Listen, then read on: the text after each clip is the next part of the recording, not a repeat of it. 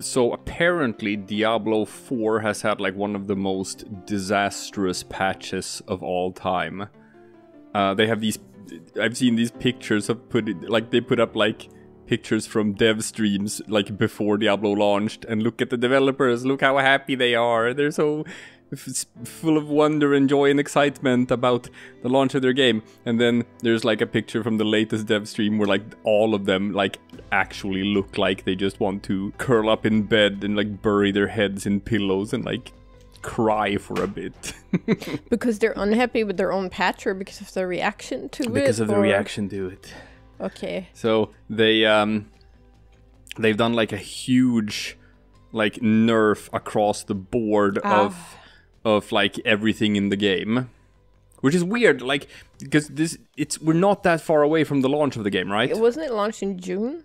It hasn't been out for long at all, and this was like a discussion back when Diablo 3 had been out for like a couple of years, and power creep had become like rampant and out of control, and then people were sort of like talking about, should we do like a stat crunch or something, like a huge nerf, because the game has become sort of ridiculous, but that never happened.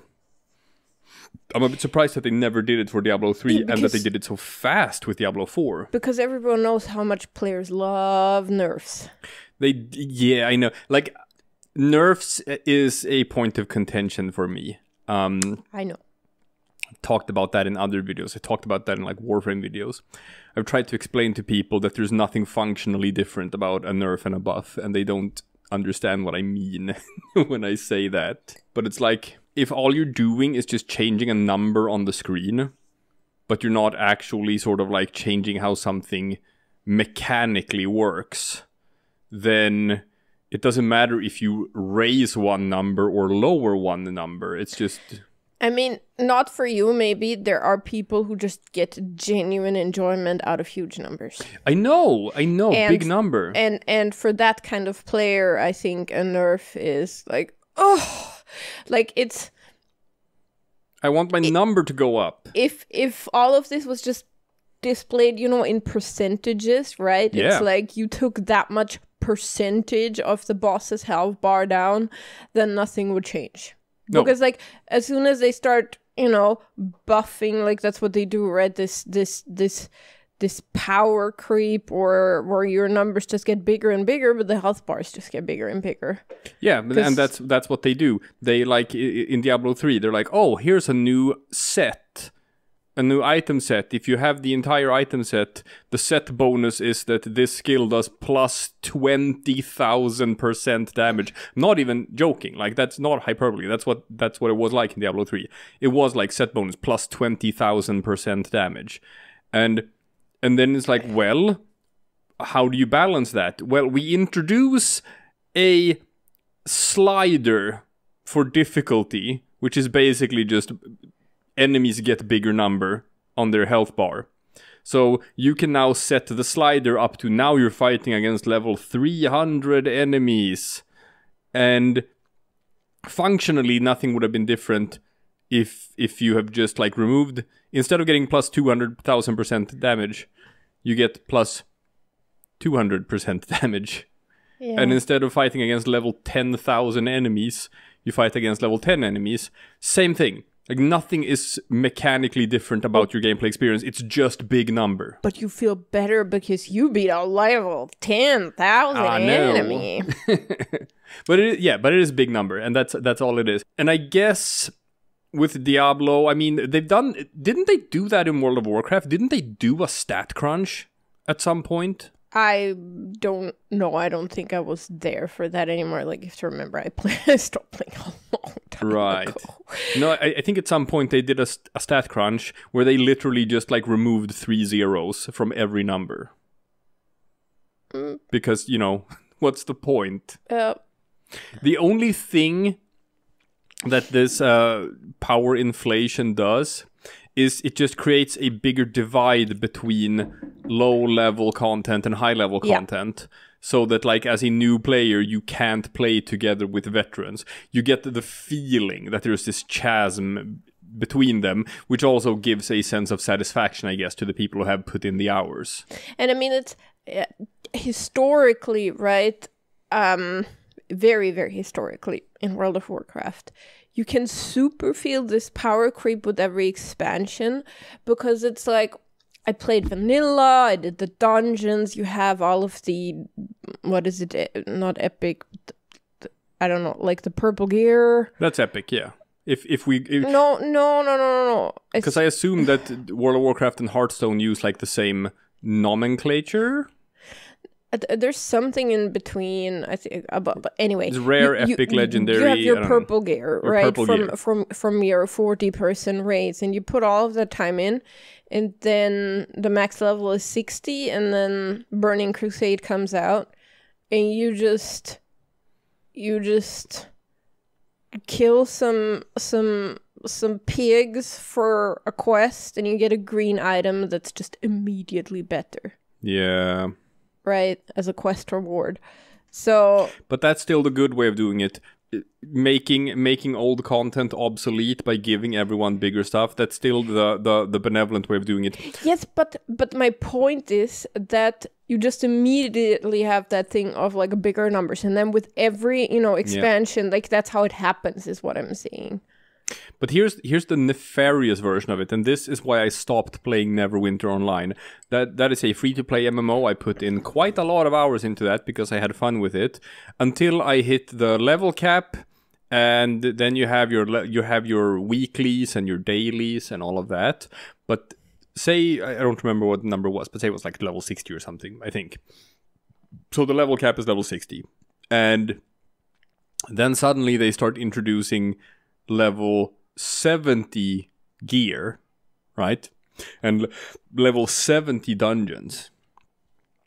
But they hide these items behind a paywall, where there's no viable way of grinding for them in-game. If you just do in-game grinding and don't spend any money, you're gonna get up to like level 60 gear. But level 70 gear is going to be like super, super hard. You have to join a group and be carried through a level 70 dungeon and get a chance for a roll at one of those items. But you won't be able to actually, participate. You can't do anything. So you have to leech. And it's kind of hard to like find groups for stuff like that. So you kind of can't do it. And I've seen some speculation where people have said, like, is that what they're going to do with Diablo? Is that the plan? Because ever since the whole Diablo Immortal debacle, and ever since people realized that the Blizzard of today is a shell of the company it used to be, you always ascribe nefarious intentions to them nowadays.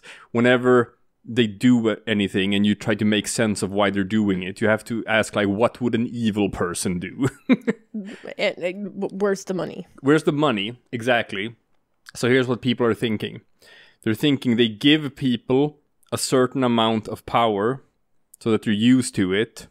Then they take that power away, but then they put it back behind a paywall. And now you have to pay to get back what you had before. They gave him a fix of the heroin, like a little freebie, and then... Yeah, and I can see it. There was like a big hubbub before about... I think it was... Oh, I'm trying to remember. I think it was Destiny. And this is such a minor thing, but it still pissed people off. I think it was like a color palette in Destiny that was like free for everyone. And I think there was some updates from patch where they like just took it out of the game. They took that color palette away and they like took it out of people's accounts. No one has it anymore. Okay. And then they put it back in the shop. So now people have to pay for something that they had for free before. And I think it was a color palette, and I think it was Destiny, if I remember correctly. And it's such a minor, inconsequential thing, and people were fucking pissed. Yeah, because you took it away from them. It's like, I had it. Like, no one would have batted an eye if they'd never had it in the first place, right? But... And it's like, there was a comment from one of the devs in that latest Diablo 4 dev stream where they were like trying to do damage control, don't you guys have phones? and I think he even said the line, I know it's not fun. And it's like, if you say that, this, you know that it's not fun, but you're doing it anyway. Then you have to ask, like, why are you doing it? Yeah, this is a video game. It's meant to be fun. Yeah. It's like, I know I took the fun out of the game, but I expect you to still play it. But the thing of it is, right, it's like, if I don't enjoy a video game, I stop playing it. Yeah. But all of these people, they've been given the thing, right, and yes, they've paid money for it, so I understand being upset about it. But it's like... I mean, Diablo is already, like, you have to pay for the game, and then you have to pay for a season pass, and then there's also an in-game store where you can buy stuff as well. So, like, you're already shelling out, like, so much money just to play Diablo. Yeah, but then stop doing that. But they're not gonna, right? They're just gonna keep angrily throwing money at Blizzard and going on the internet to rant about it. Yeah. That's... But that's Diablo is that kind of game. It's a Skinner box, right? It's you click the button and you get the flashing lights and you get the big number and you get like a little dopamine fix, and people just love that. They just want to sink thousands of hours into it. I'm one of them. I have so many thousand hours of gameplay in Diablo 3, but I've not touched 4. I have to say, I mean, the thing is, I have very fond memories of Diablo 3, not from the state of the game upon release. I didn't care for it then. Oh, I did. And they had this weird, remember that they had the auction house with the real money auction house? Yeah, I'm glad they got rid of that. Yeah, like I actually did make some money on the real money auction house. Oh my god. But...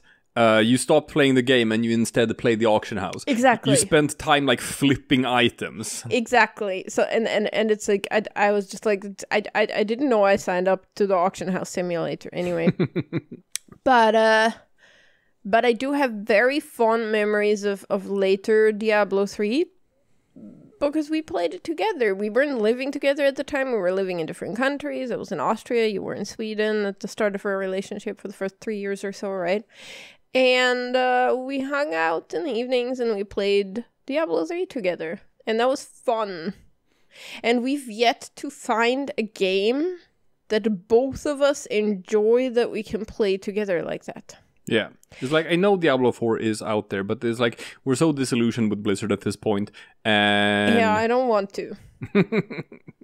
I would love to have what we had with Diablo 3 again, but not necessarily because it was Diablo, but more like we found this overlap of games that you can play cooperatively that we both enjoy. Comment section. What are the good couch co-op games that we might have missed that's not on our radar? Because it's so difficult to find that overlap. Like there's plenty of games that we both enjoy that you just don't co-op. Yeah. Unfortunately. So that we can like play... like the Dark Souls games. Like the Souls games, exactly. Or things like...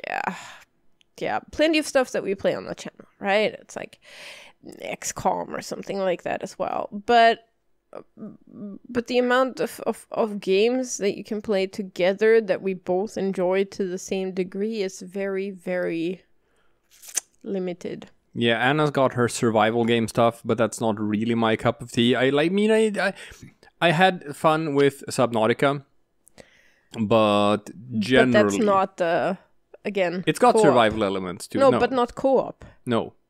It's not generally my type of game. No. But those are games that otherwise typically do have co-op, but we just don't play them. Yeah. But, we don't want to do MMOs because just... time investment. And MMOs are like they still function the same way nowadays that they did like 20 years ago. There's very little functionally different about MMOs. It feels like the whole design philosophy behind MMOs and structurally what an MMO is like intellectually bankrupt. There's like nothing innovative is happening in the world of MMOs except for Star Citizen. Which is never gonna come out? No, it's never gonna come out. And it's like, I don't know, this is so silly, but the thing I enjoyed most in Final Fantasy XIV was just crafting stuff. I somehow had fun with that. The gameplay itself, not so much. And I know people say that, like, if you keep playing, the story gets really good, but... Man, we played for such a long time and we never got to where it got good. No, I mean, we got some ways into Heavensward. That's about it. So we probably didn't get to the good stuff, but it's that... that cell, right? You lost me in anime season through of, exactly. 3 of where it's supposed to get good in season 6 or exactly. something. You just have to get through the first 2 seasons of this TV series, and season 3 and onward, that's where it gets good. It's like, nope, that is too hard of a sell for me. I'm not gonna spend that time watching 2 bad seasons before it gets good. Especially now with a kid, where it's like our time is so precious. Yeah. Like someone tried to sell me the TV series like Justified with that premise, where it's like, it gets really good if you just go through the bad first season. Like, no, I will not watch an entire season that's bad. Well, I won't do it. Well, here's the good news for you. You're gonna have some of that ability once you're on paternity leave. Just like to fill the days or what? Yeah, sorta. It's like you never get to fully pay attention to a thing, but you can have TV on in the background. It's actually perfect for watching a bad season and just only half paying attention. Because most of your attention is still gonna be on kid.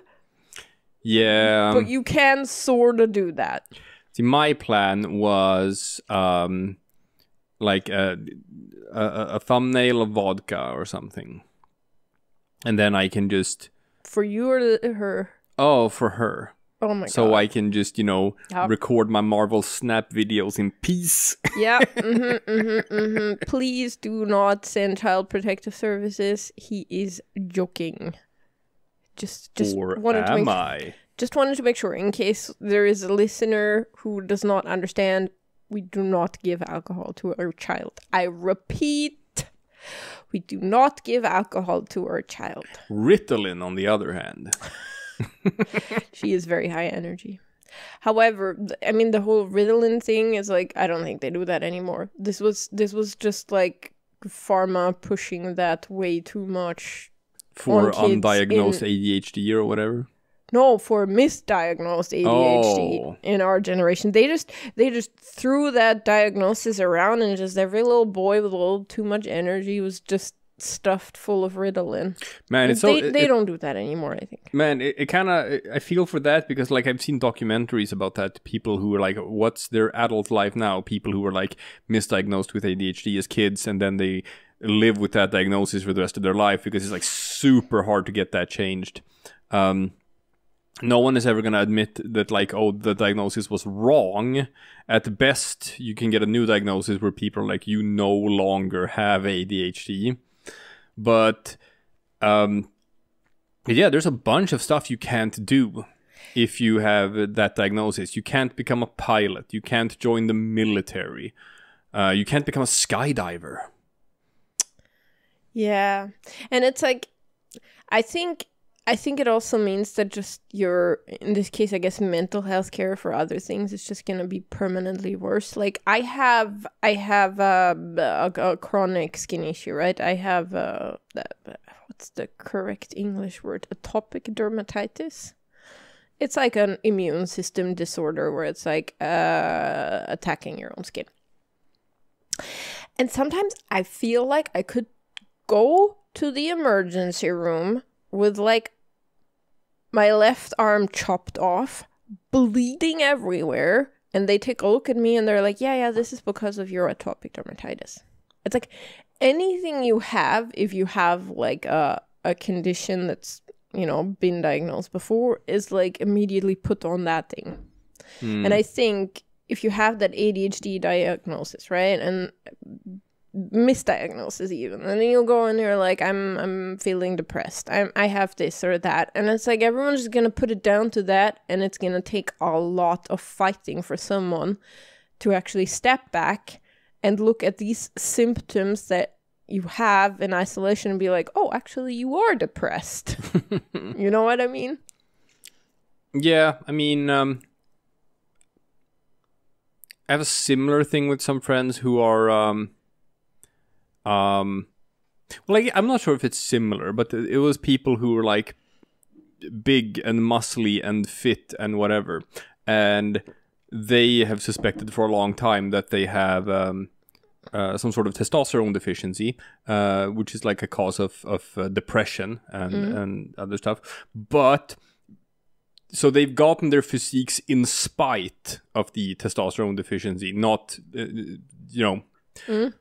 but when they've tried to like get medication and stuff for this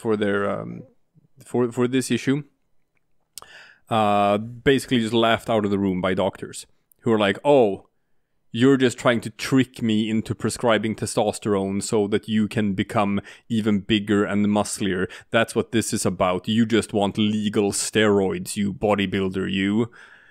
But that's such a silly thing to say, because if you go there and say, like, can you test me for that? And they're like, you just want testosterone. It's like, I'm not asking you for testosterone. I'm asking you for a test. Yeah, I think the issue is that, like, if you do steroids, you have your up and down cycles so that you can actually medically induce a period of time of having, like, low T levels. That being said, I know one guy who, like, he actually had to go to a different country, but that's probably because, like, Swedish healthcare in general is, like, super anal about these kind of things. But he went to, like, another country. I don't remember if it was Poland or something. Had the same discussion with doctors, and they tested him and stuff, and they were like, holy shit. We've, like, basically never seen testosterone levels this low before. Great. Yeah. Yeah, I'm curious if I'm gonna run into a similar issue soon in a week when I have my doctor's appointment. Because remember how I've had these issues where all of my joints hurt, and I've had that for years. Yeah. And it's like really bad right now, so I asked for a doctor's appointment, and currently, unfortunately, it's like in my arms, fingers, my wrist, and all of that. And they're just gonna be like, it's because you're carrying your baby around all the time. And I'm like, yes, but I've had this for years, and it's still gonna be like only looking at the right now. So we'll see. This is kind of my prediction, unfortunately, but we'll see if they're willing to discuss the part where this is a ongoing issue that predates that is unfortunately the backside of the socialized healthcare systems, that there is sort of like a focus on minimizing costs on behalf of the state, whereas, like, if you go to private healthcare, I mean, they don't care how much it's going to cost because you're the one who's shelling out for it. But if you go to like a socialized or just like state-sponsored healthcare or whatever, there is more of a tendency of being like, if we can send you home without having to spend any money, we're going to try to send you home without spending any money. Yeah. And there's also the wait times. Yeah. Where I have to wait for a month for that doctor's appointment, and she was like on the phone. The lady was actually kind of like, well, what do you expect? It's a holiday season. I'm like, I'm sorry for having a health problem at the time that is inconvenient for you people. It's like, don't get us wrong, people. We are proponents of the socialized healthcare stuff. Like, we would never want to live in the dystopian nightmare that is the US.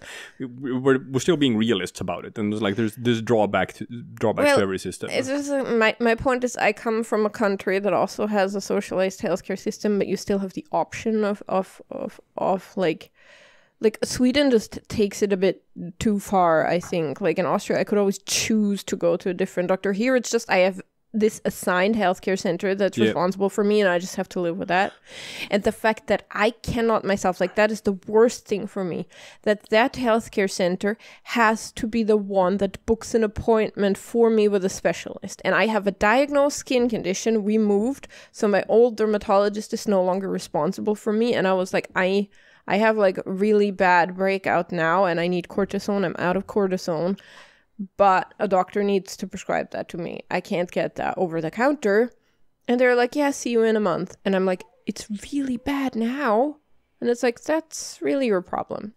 Yeah, so now I basically have to wait and just live with the awful skin in the meantime. But on the flip side, it's like when you have something serious, like when our daughter had her hole in her heart. Yeah, big stuff. Fantastic care. Like, oh my god, it's so good. So if you're gonna be sick in Sweden, just make sure it's serious. I guess. Oh man. I saw someone on Twitter like got retweeted by someone I'm following who's like they had a kid who was born with like a really bad sort of like cleft lip. And they were like, we thought our health insurance was going to cover this, but we just found out that like they're not gonna cover it, and now we don't know what to do. And like that's the most miserable part of the American healthcare system, right? Where, well, first of all, even if you have health insurance, it's still gonna cost you a fortune. And you're gonna have to spend so much time on the phone with insurance about it. Yeah. Like I did that when my mom was sick. And that's even if you do get covered. But then also that there is the whole thing about like, even if you have healthcare insurance, sometimes they're just gonna be like, nah, we're not gonna cover you. Yeah, but it's like, this is a ridiculous thing of like, you have to organize sick transport and you're just on the phone with your insurance agent for like 2 hours trying to figure out a transport company in the area that is covered and in network. And the whole in network thing is ridiculous to me. It's like, make sure you get the right ambulance to send you to the hospital. Man. Yeah. However, I how did we get here? From power creep? I'm trying. I don't know how we got. I don't know how we got here. Something. I think it's the Ritalin discussion that got us here. But maybe we should go back because I've said all I wanted to say about the Swedish healthcare system for the moment, or the American for that matter. Yeah. So I've seen this argument when it comes to Warframe, right? Yeah. Of why would you ever nerf something in a PvE game, right? Why would you care about balance in a game where you only fight against AI? There's like, you can see the argument for balance being a necessity in PvP games, right? Because of the whole fairness thing. But if you're just playing against bots, why would you ever nerf a thing instead of buffing something else if the whole idea is that nerfs always feel bad? But that's the thing with Diablo as well, right? Or is there a PvP element to Diablo 4? No, I don't. I mean, they tried to have PvP in Diablo 3, but quickly realized that you can't. Yeah. The game won't support it. No. But so I'm not sure if they have that in Diablo 4 or not. Who knows? It makes no sense. You have a small health bar and massive damage on your stuff. So yeah, not to mention the whole thing of like if it is pay to win. Yeah. Then you can have high level whales who are just like ganking low level players, and that's no fun for anyone. No. But I don't know. One argument is that like say you have one thing that's problematic. You have one weapon that does too much damage. So you either nerf that one thing that's overtuned, or do you buff everything else in the game to go up to the same level as that one thing? Because like that's how you get power creep. That's how you get into that position of like, well, now we have to buff everything. And now we have to change the enemies to account for the fact that everything is buffed. And the next issue, or like the next step in this equation, is for a game like Diablo, for a game like Warframe, for live service games that put out constant updates, new expansions, new content updates, new areas, new zones, new whatever. You keep on developing it forever. But then you want people to buy the new shit. Same with Hearthstone when they release like new expansions. We want people to buy the new cards. So what you have to do is you have to make the new cards better than the old cards, because otherwise people aren't going to buy them. And the same thing in Warframe, for example. How do we get people to interact with these new things we've designed? We make them better than the things they already have. And then how do we account for the fact that everyone is twice as strong now as they used to be? We add steel path to the game, hard mode. And then it's like, well, now hard mode is people's normal way of interacting with the game. Now we have to design all our stuff so that it can function in hard mode. And then you have to design ultra hard mode. Pretty much. Eventually we're going to be at that point where like you have to have Steel Path 2. It's going to be platinum. Well, not platinum because that's already a thing. It's going to be diamond path. The diamond path. It can be the carbon steel path. It's going to be the... Yeah. Well, they have said that Warframes are made of something called sword steel. Whatever that is. It sounds kind of lame. It's kind of lame. But yeah, they're made of sword steel. So it's the sword steel path. No, but like, and eventually you reach that point where all the numbers are in the billions, and now nothing makes sense anymore, and now you have to do a stat crunch or whatever. But Diablo did it very early, and I don't know. Say you're not going to describe nefarious intentions to it. Say it's a case of the developers actually trying to maintain their vision. Say they don't want to go down that path of just bigger number, bigger number, bigger number. Why didn't they release it like that then? I don't know.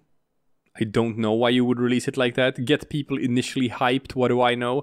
But the thing about it is, if you look at gameplay videos from Diablo 3 at vanilla, like when the game came out, you can even look at endgame stuff. Look at level 60 stuff. Look at them fighting endgame bosses. But do look at videos from Diablo 3 vanilla. And then compare it to videos of Diablo 3 endgame stuff from like last year. Right? It doesn't even look like the same game. And Diablo 3 at the end is just...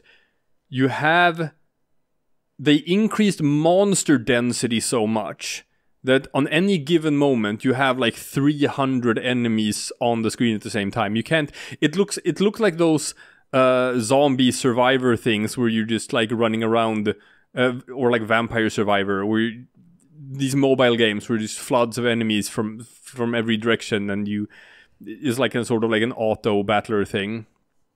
Look at like videos of Vampire Survivor to see what I'm talking about.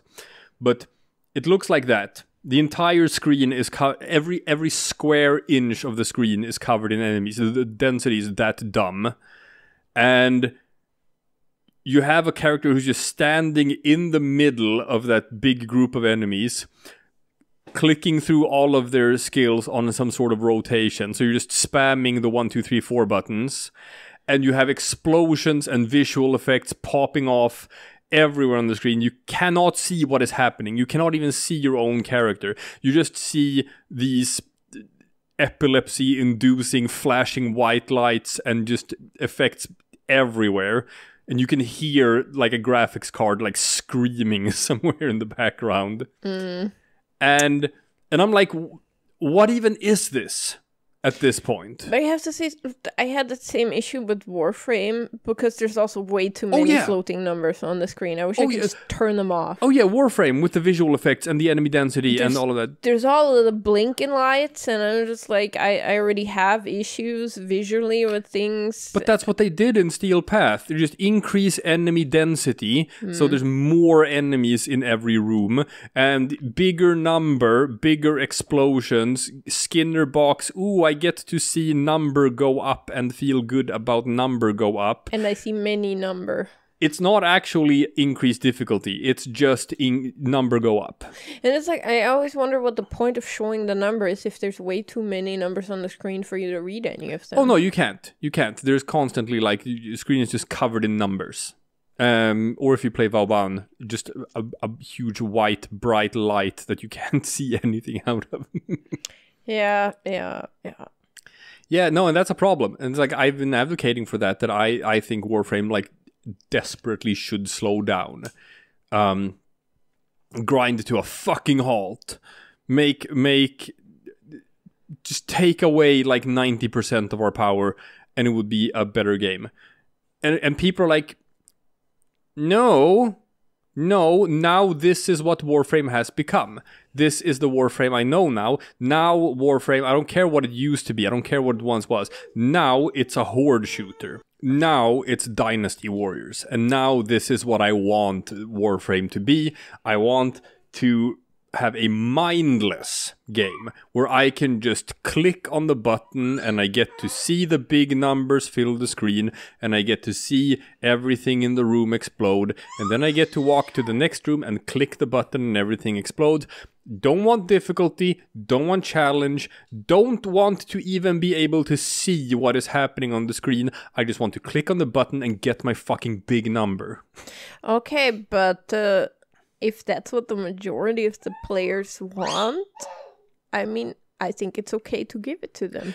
It lessens your enjoyment of the game, and you will, and I think you have a point, right? It's not for me either. But if, you know, the majority of the people that do play the game like this and want this, then... No, that's nefarious. That's nefarious because it could be true that the majority of the players today want it to be that way. But that is because the people who don't want it to be that way has left. Yeah. And if you look at the metrics, if you look at the player numbers, Warframe today has far less players than it had back in, for example, 2019, right? So the players who are sticking around are the people who want that sort of thing, but more people are leaving than new players are joining up. Yeah, but yeah, I think that's you can write that up to just being like, oh, it's a 10-year-old game. I was gonna say that's eventually gonna happen for any game, even a really good one, right? So no, but there's been like World of Warcraft has had like several sort of revivals with like renewed interest. It happened with Legion. It happened with, I think, Shadowlands as well. Yeah, but I guess it's nostalgia and things like that, just driving people back. And sorry about the baby people. She is just way too happy.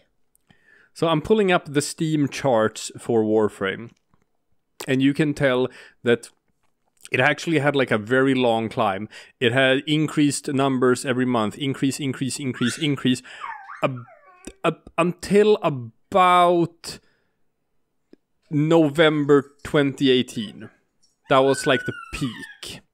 And since November 2018, numbers have instead progressively gone sort of like down over time. Have they? It looks pretty stable from over here. No, November 2018 you had... That was a big month. Well, you shouldn't look at the peaks. You should look at the average of sort of where the line goes, I think. Yeah, but no, trust me on this. Okay. You can tell line go down since the start of 2019, and if you look at sort of like what happened around 2019, I think like that's when did they introduce the Kuva weapons? Let's see. Okay, so that was about a year later. It was like the end of 2019. That's when they introduced the Kuva Lich system with the Kuva weapons. And at that point, like, things were already sort of on a downturn, I guess. And then about a year later after that, they introduced the Steel Path. But the point about it is like that this did not sort of like increase player retention. It did not increase the numbers of the game. It did not... Well, it did increase the numbers of the game. It's just the wrong numbers. Yeah, the player numbers. Yeah, it did not create some sort of like renewed interest in the game or like some new peak or whatever. So I think that like, yes, it is true that Warframe's current player base, the majority of which probably was not playing back in 2018. Because like, it's not that many people who stick around with one game for that long. The actual like super veterans who were playing back in 2016 or whatever and are still playing is probably a very small minority of the current player base. The current player base have not been playing the game for that long. So for the current player base, Warframe being this horde shooter is probably the game they know. And if you try to go back, if you try to put the toothpaste back in the tube, you can't really do that because like the current player base, the majority would not accept it. Like, no, and it's too like, late. Honestly, I think at this point they have to work with this player base that they have, because even if they went back to change it, I don't think the previous player base would come back. They've just moved on. See, I'm not sure about that. I'm not sure about that because, like, if you look at Warframe today, like, one of the biggest criticisms levied against it is, like, how it's not new player friendly at all. The game throws a million systems at you and doesn't explain any of them. I think with the introduction of Duviri as a new starting point of the game, that's just become worse, like way worse. There's like way too much stuff to throw at a brand new player without explaining anything. And I think like it's a turnoff for a lot of people what they're hit with immediately. And if the game like sort of actually just slowed the fuck down, maybe they'd have an easier time attracting new players who wouldn't be like as extremely overwhelmed by everything. No, that's fair. That's fair. I wouldn't have played the game more than a minute if you, number one, hadn't forced me to, but number two, walked me through it. But again, now we're sort of back to the dilemma of like, you know, can you put the toothpaste back in the tube, right? Can you undo something like that when you've power crept a game to hell and back? Because and this is so sad because this has been one of my things that I have been championing on the channel in some Warframe videos, that I think they should bring self-damage back to the game. That was one of the things in their, you know, quest to make Warframe into a Dynasty Warriors style horde shooter, is that they removed self-damage, right? It used to be when you shot someone with a rocket launcher, you do that from a safe distance. Because if you shoot a rocket launcher at point blank range, then you die as well. Which, you know, is typically the case in it makes sense. Pretty much every shooter, right? Like most shooters have self-damage for explosive weapons. But they removed that just because there was one very popular weapon that had that, and people were annoyed by it because they were like, I want to boom boom, but I kill myself when I boom boom, and that makes me sad. So they just removed self-damage from the game because of one weapon, the Kuva Brahma. God damn it. And that was like one of the biggest things in this change in like how Warframe is played. Where it just became a horde shooter. And then suddenly explosive weapons have no drawbacks. They're just the best option for anything. You know, melee weapons, well, you have to be close. That's the drawback. And assault rifles and sniper rifles, well, you can only kill one enemy at a time. That's the drawback. AoE weapons and explosive weapons, the drawback used to be self-damage. Now that they took that out, explosive weapons have no drawbacks, and they're just the best for everything.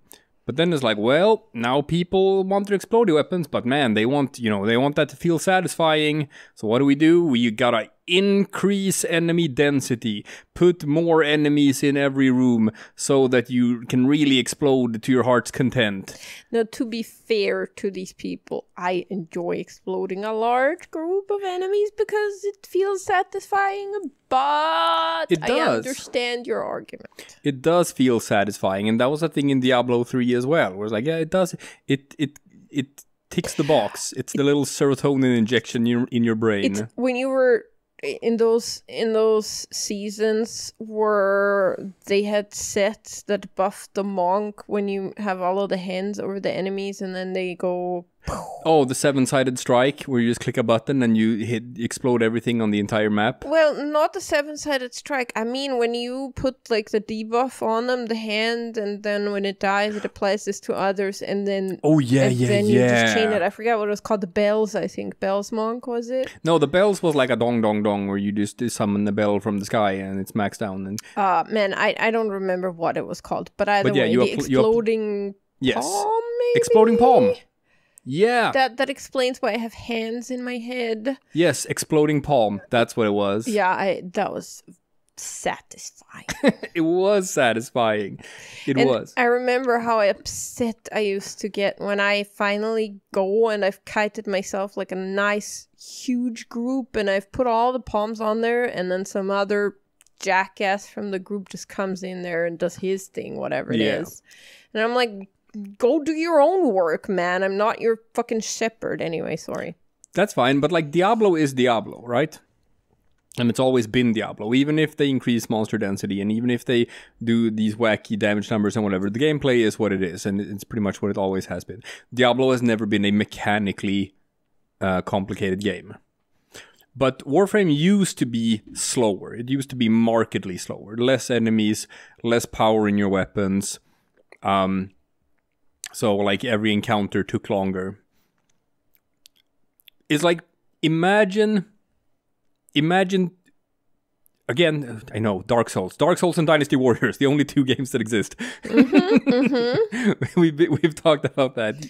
Well, we did come up with a nice three-way axis. But this is one of the sliders, Dark Souls and Dynasty Warriors.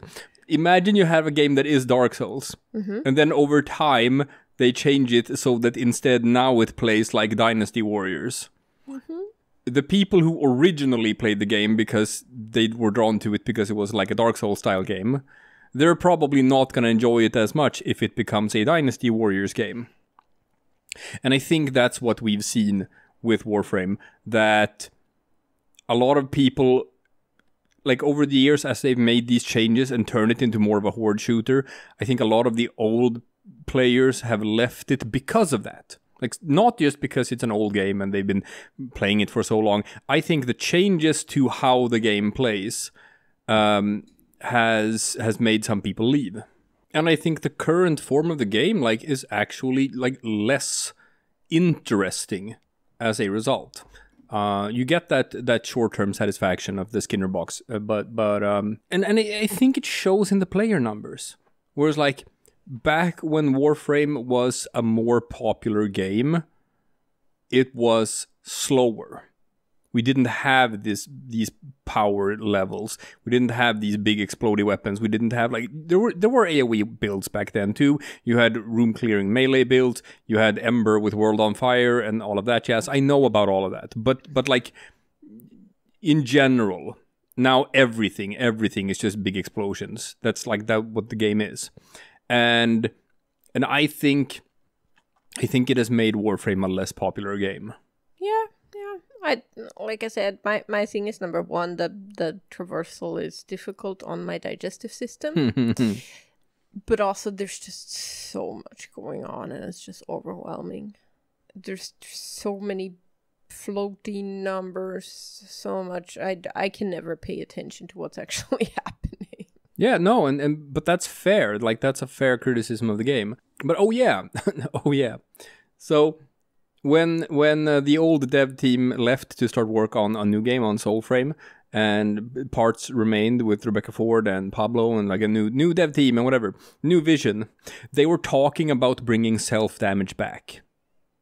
And I was like super happy about that. I remember that. Because I was like, they're gonna try to do it. They're gonna try to push the toothpaste back into the tube. But they didn't. They just did the ammo change, didn't they? Yeah, they. I'm 100% sure that they got cold feet and changed their minds, and they just scrapped the idea of bringing self-damage back, and instead they released Duviri with all of these new Incarnon adapters, and now we get 20 new Incarnon weapons. Now we're gonna raise the power level of weapons even more.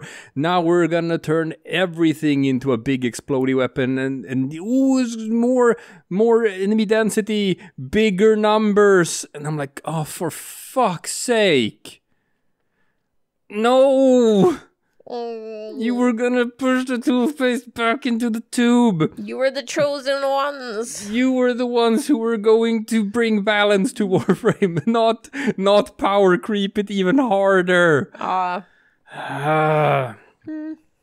maybe they're gonna take that lesson for Soulframe. They absolutely will. Because I mean, it's called Soulframe, and we know that like Steve is a huge mark for Dark Souls and whatever. So it's funny that they actually called it that. But they've shown off like an alpha build of like how it plays. It looks very rough so far, but like it's very clear that like the combat is they're going for some sort of Souls-like melee combat. All right. Where they do not have bullet jumping. They do not have the parkour of Warframe. It's melee based, and it's like much slower. So yeah, they're making a Souls-like. Yeah, so you can just, I guess the equivalent here would be they're getting a new tube of toothpaste. Maybe that's it. Maybe you reach that point where you realize that like there is no going back. We can't undo this change that we've done, because that would alienate our current player base, but it wouldn't bring back the old one. Maybe that's how they're reasoning. So instead, they're just like, you know what? The only thing to do is just make a brand new game. Yeah. Start from zero. And maybe that's the nature of all of these sort of like live service games that just have constant updates. Same with Diablo, where you just, and same with Hearthstone as well, and card games. You just acknowledge that power creep is something that's gonna happen, because you have to power creep the old content to make people want to engage with the new content. So it's like it's inevitable. Power creep is going to happen. So you just accept it, roll with it, and when it becomes too bad, you just make a new game. Yeah. Most Broadway shows, you know, they have a couple years run even after the original cast is long gone. But then eventually they're replaced by, you know, something new. Except for weirdly Phantom of the Opera, which I think is the longest running show. So some of them just hang in there for a long time. But after a while, inevitably, you just need something new. It's like people were still playing Diablo 3, like right up until the day where Diablo 4 was released. Even though Blizzard stopped updating it? Oh yeah, no, it went into maintenance mode, where it's just like they release new seasons, but it's like no actual new content. And it was in maintenance mode for several years, and that was like when I stopped playing, when it went into maintenance mode. But people were still playing it. And was still generating like revenue for Blizzard year after year after year. How? New players, you have to buy the base game. People were still buying it? Oh yeah. But I mean, I can see like having the game and just coming back to it occasionally. But I mean, that being said, they've learned their lesson with monetization for Diablo 4. That's why Diablo 4, you have to buy it, and then it also has a season pass that you have to buy, and it also has a microtransaction store. So it's just monetized to hell and back. Yeah, and that's where they lose me. I'm like, I want to buy a game and that's it. Like, either the base game costs me nothing, like Warframe. I don't like the idea that I can play it, but then if I come back years later, I'm going to have to pay, I don't know how much to actually be able to play the game that I've already bought again. I mean, I guess in a way, Diablo has a neat solution to some of the power creep issues, which is that it is based on seasons. And occasionally you just have a reset where everyone starts from zero again. Every 3 months or so, it's just like, yeah, everyone starts from zero, and that's usually a pretty fun part of the game when you start from zero and have to like. Well, wasn't it the case like every season? Yeah. Yeah, if you play the seasonal character, obviously you have which is what you do because that's more fun. Yes. But that's every season basically. Yeah, and it's funny because that's sort of what Destiny was doing as well. You know, with sunsetting content in a live service game. That's different, right? Where you just have quests and story updates. They're just no, we're just taking them out. They're no longer in the game. Yeah, it's But I guess in a way that is a solution to the power creep. If you remove the old content, then you can make new content that doesn't have to be more bigger number, right? Because then people are going to buy it because they have to if they want to keep playing the game. Which is why I'm not even going to start playing the game. So this all leads me back to the same thing. I'm not playing Diablo 4. Is that like just... We're just putting our foot down, people. But no. I am. Are you thinking about playing Diablo 4? No, but it's not really like so much a principle. I mean, partly because it's like base game is like fucking $90 or something. Like, get the fuck out of here. But for me, it's the monetization. Yeah. That's really like it's so predatory. And especially now if they're nerfing all of the big numbers only to sell them back to you. It's just like, I think you can tell, right? I'm just so sick and tired of the whole Diablo 4 debacle anyway, because I'm like, it's exactly what I thought it was gonna be, and it's why I'm not playing it. I have no interest in playing it, and the whole power creep thing, right? If I look at my library, it's I don't really play games where that's a problem. You know, it's like, no one's going out there and saying, like, Concerned Ape, your latest update to Stardew Valley makes my character far too powerful. Or, I don't know, RimWorld. I mean, there's like a million mods and you can set the difficulty to anything you want it to be and have the game be as powerful, powerless, or whatever. I guess the Stardew power creep is no longer having to do the fishing minigame. Well, that's a mod. Oh, okay. That's a mod, and that's just because after years and years of doing the fishing minigame, I'm kind of sick of it, so I'm using a mod that just skips the minigame. But, I mean, Stardew isn't about the power anyway, so there is no such thing. Eventually, you just kind of run out of things to do, I guess. Yeah. No, I guess for you, it's just, like, in history, like a World of Warcraft, right? Yeah, but, again, stop doing it. Diablo, stop doing it. Warframe. Hiatus? Who knows? But I do not typically experience power creep as a problem in my games. And I can recommend, if you guys are like frustrated with your video games, that you just play farming simulators. Yeah, but colony simulators. Play single player games where your number is the only number.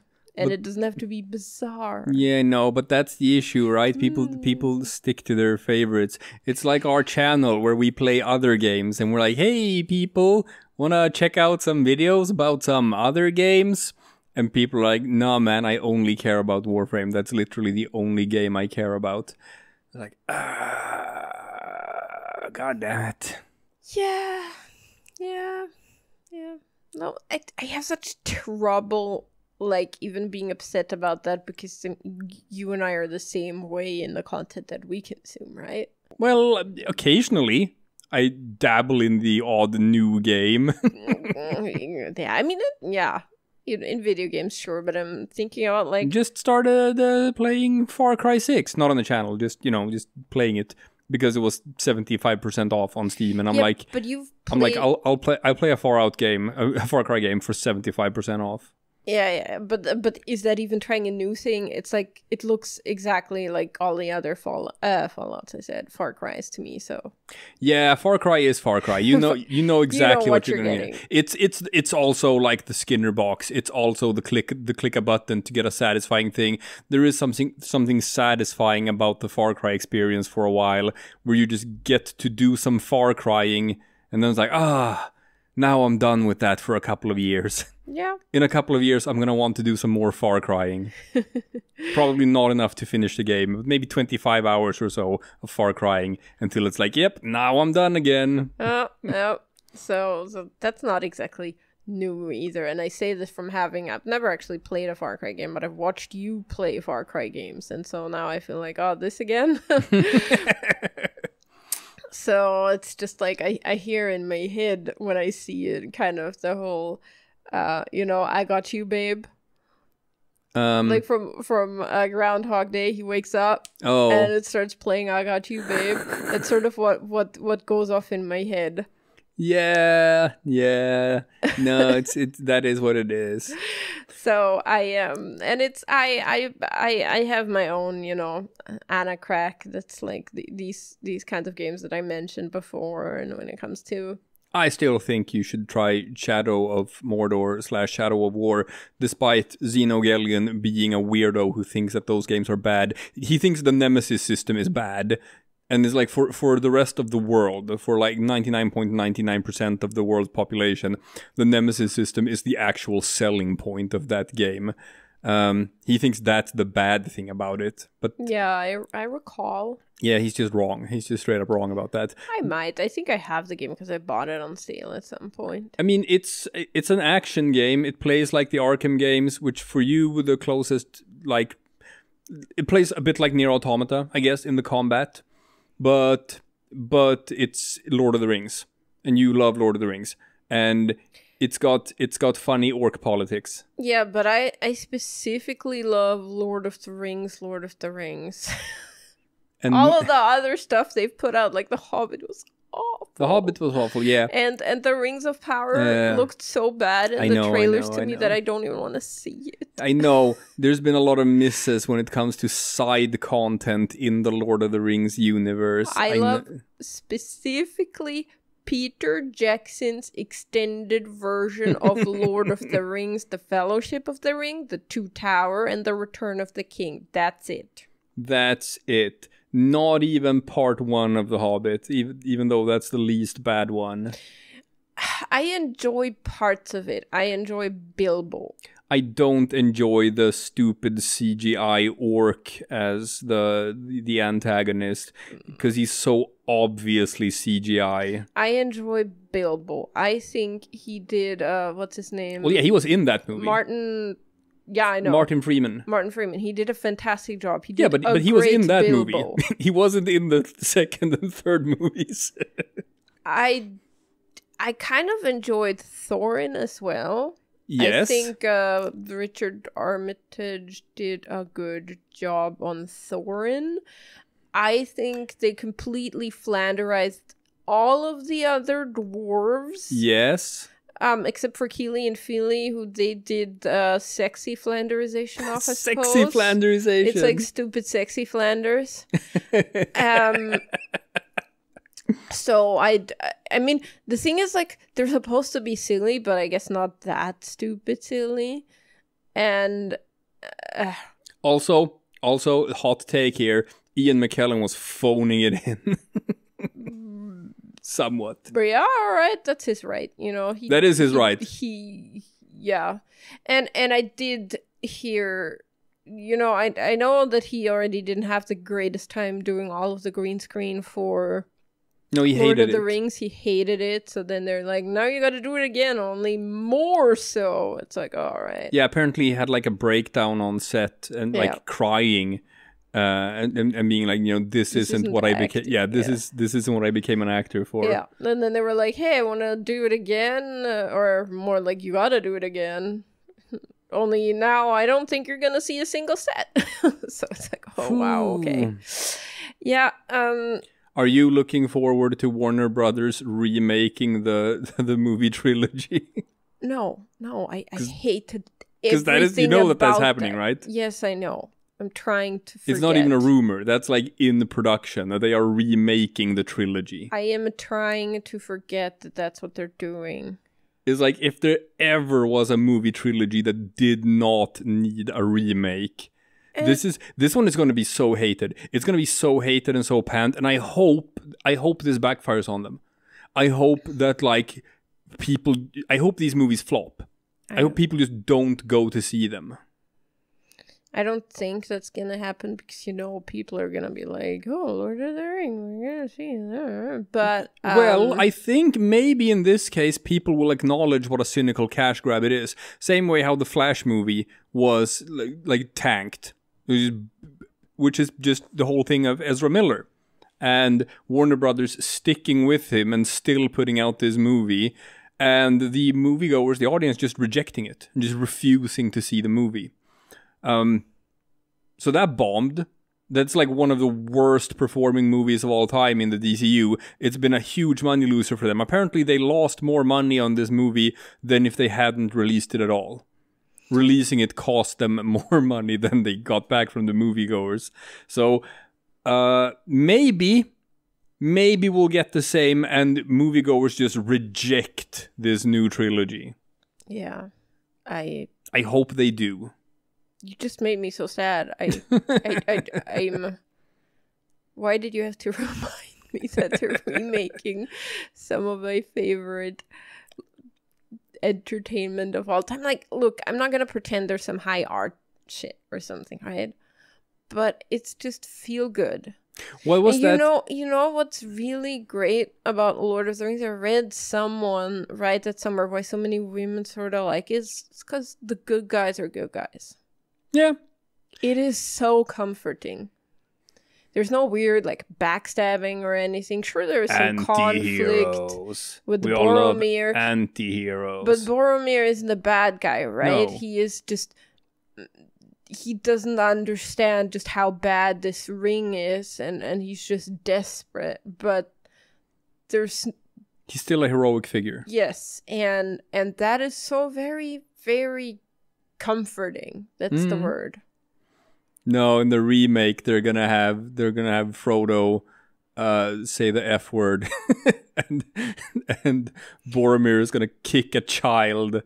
No, Frodo doesn't say the F word like Merry and Pippin. Say the F word. They're gonna make jokes, and people are gonna say like, that's kind of homophobic. Why did you put that in the movie? And there's gonna be a big stink about it. They're gonna put Tom Bombadil in there. They might, if they want to differentiate themselves from the original trilogy. Then they're gonna put in the stuff that wasn't in the original one. Okay, but this is a universally accepted decision that it was probably a good idea to skip Tom Bombadil. Yes. It's terrible. Yeah, it's bad and it doesn't make sense and it doesn't fit in with the rest of the thing. They might also change the ending. They might. They're gonna have the Scouring of the Shire. Oh, okay. I thought you were.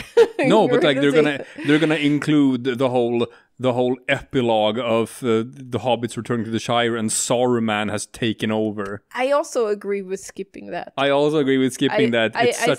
think one of the weakest things of the Lord of the Rings book is that it ends, but then there's like another 100 pages, and you're just like, really, why? I think Tolkien did that as some sort of social commentary, because it's about his experiences of returning from World War I.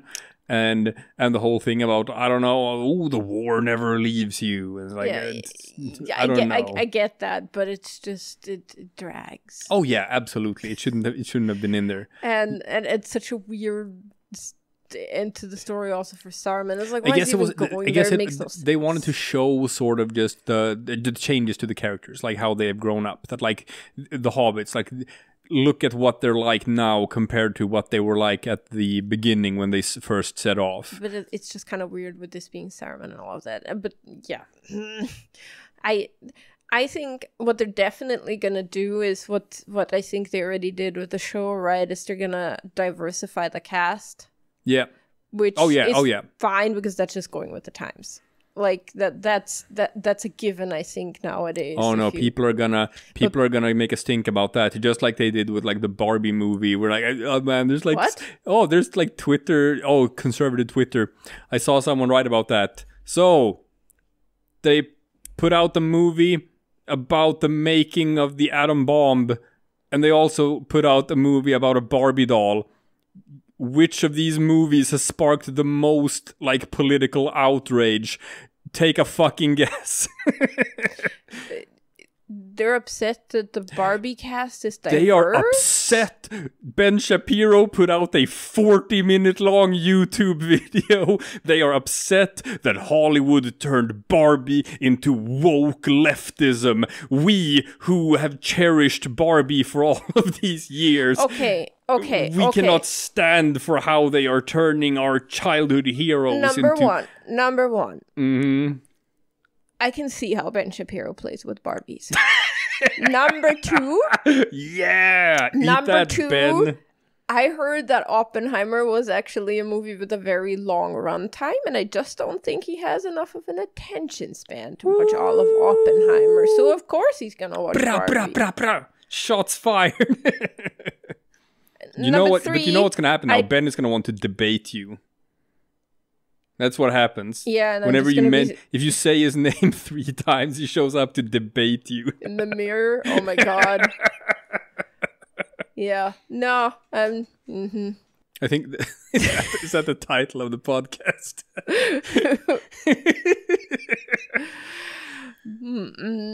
I don't know. Maybe. I think I had another point. Yeah, and the next thing is I think a lot of Oppenheimer just goes over his head. And it's like, I think it's just, I haven't seen it. I just heard that people who know about American history have seen it and called it good. So I'm hoping they stick sort of accurately to the story, which is not very heroic. And also Oppenheimer was apparently a weirdo. And did you know that he married a communist? I don't know if he married her. I think he married her. But he was dating, anyway, a communist, which wasn't that unusual before World War II. I know that he got into some sort of trouble with like sort of McCarthy era. Oh, super! The McCarthy just like they fucked him over, and that eventually got like all exonerated. But it's kind of like you cannot put the toothpaste back in the tube. You've already done the damage, and yeah. So Oppenheimer got kind of like pushed to the side and accused of all kinds of things after the war. And so I'd be interested to know, where like obviously out of the two, Oppenheimer is the movie that I want to see. We haven't seen any of them yet. I kind of want to see Oppenheimer. Yeah. Not that interested in Barbie. Yeah, I want to see Oppenheimer too, and it's because I like my history, so I do like historical accounts. See, I think that's the thing about the whole, like, ooh, the Barbenheimer. There's like, ooh, which one do you pick? It's a movement. It's like, that's silly. I think that's just honestly part of the marketing campaign. Yeah. Oh yeah, Barbenheimer. That's a marketing campaign. Absolutely. Yeah. Making people pick sides or whatever. But it is. I think it's funny in that pathetic way about like conservatives going and hate watching the Barbie movie just so that they can put out 40-minute rants on YouTube about how woke leftism has destroyed another icon of our childhoods. It's like, go fuck yourself, Ben Shapiro. Go fuck yourself. See, Barbie doesn't get wet if I tickle her down there. Women. See, exactly. Anatomically correct Barbie doesn't get wet. Yeah? Is that the podcast title? Yes. There we go. Nailed it. Oh dear. I'm afraid I've just derailed us with my. No, that's fine. That's fine. That's a way. This is way more interesting. No, I know. I can see how happy you are. This is a way better discussion. Yeah. All right, so here's what we're gonna do, people. We're gonna go watch Barbie and we're gonna go watch Oppenheimer. And for next week's podcast, we're gonna tell you about. Does it have to be next week? We have a kid. It's hard to get that much movie watching in such a short amount of time. We'll try, but it might be more than a week. We'll try. And then we're going to make the Ben Shapiro counter video talking about... We're going to break down Ben Shapiro's breakdown. But does it mean I have to watch what Ben Shapiro has to say about Barbie? I can watch it and give you the cliff notes. Okay, well, I can't stand watching him for more than half a minute. All right, let's do that. Yeah. I think that's about as... We're gonna round it out here, people. This went off the rails. And you were here for it. And we love you. Bye-bye.